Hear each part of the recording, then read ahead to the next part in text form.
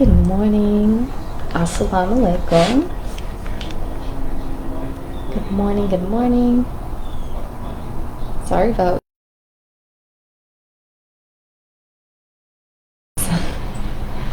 I had to go ahead and take a little break myself, restore the creative juices, but we are back.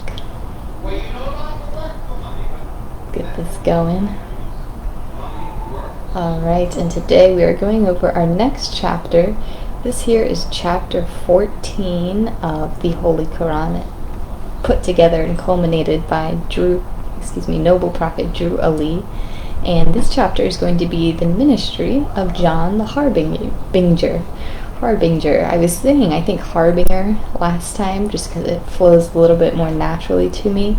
But I think this really is pronounced Harbinger. But we discussed a little bit about what a harbinger is.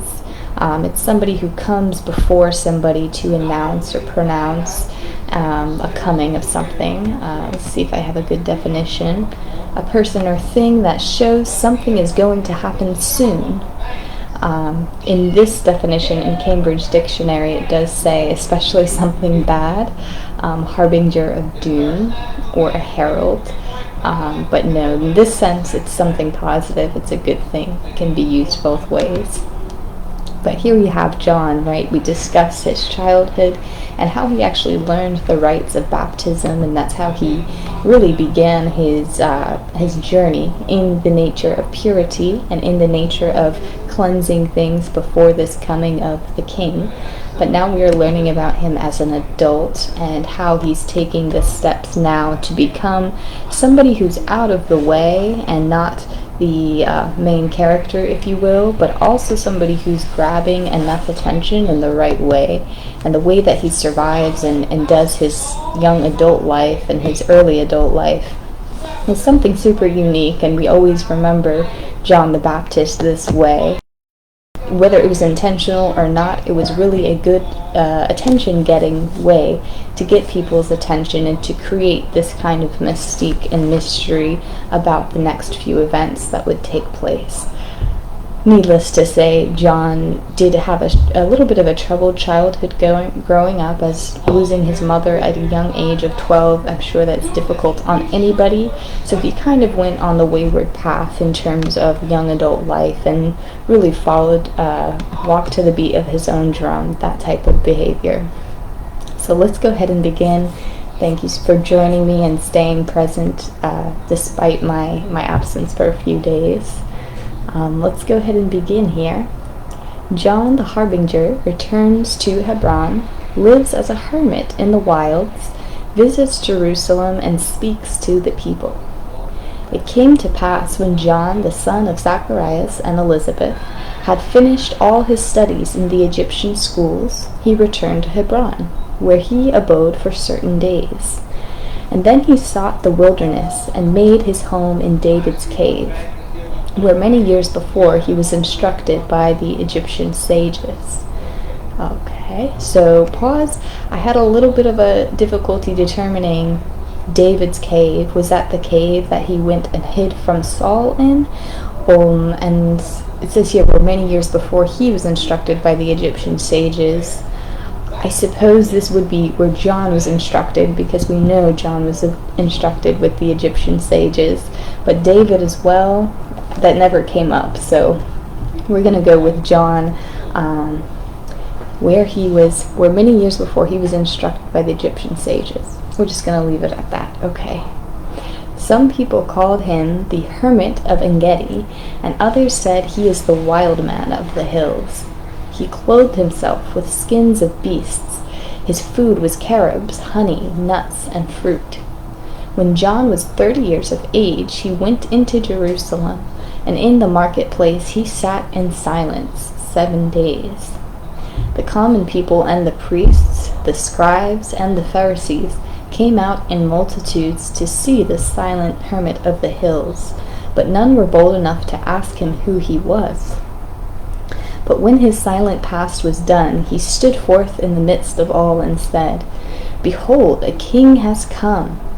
The prophets told of him, the wise men long have looked for him. Prepare, O Israel, prepare to meet your king."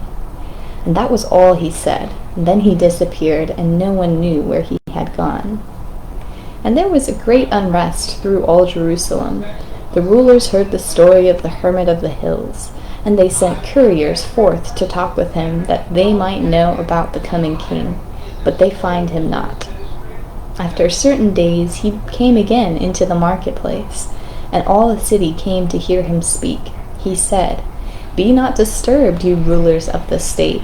The coming king is no antagonist. He seeks no place on earthly throne. The eyes of men shall see it not, and none can enter but the pure of heart. Prepare, O Israel, prepare to meet your king." Again the hermit disappeared. The people strove to follow him, but he drew a veil about his form, and men could see him not. Jewish feast day came. Jerusalem was filled with Jews and proselytes from every part of Palestine, and John stood in the temple court and said, "Prepare, O Israel, prepare to meet your king."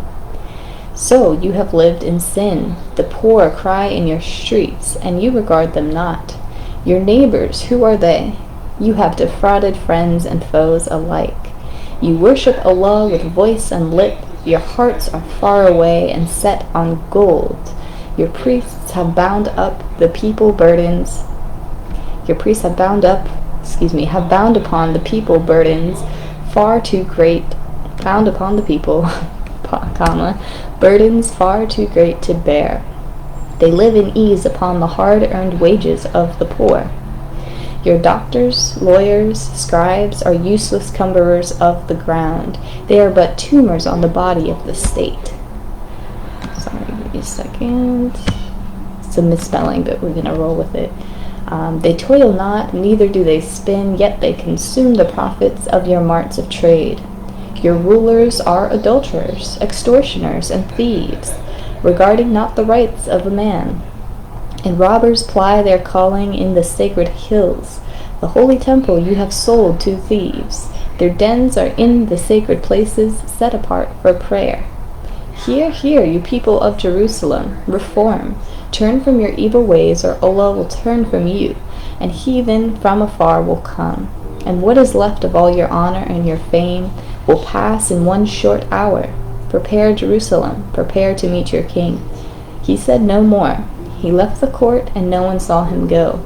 The priests, the doctors, and the scribes were all enraged. They sought for John, intended to do him harm.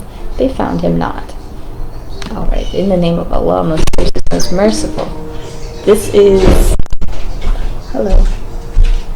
is where he begins to speak, sparingly, just leading them a little bit, causing some curiosity, causing some whisper among the people of Jerusalem.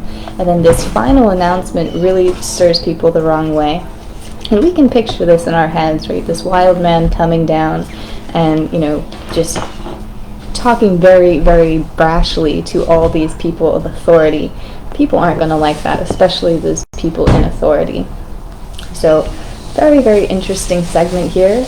Another look at it. I know this is somewhat familiar to what we hear about in the Bible very early on in the Gospel, but we will go ahead and compare the Gospel part to this very soon.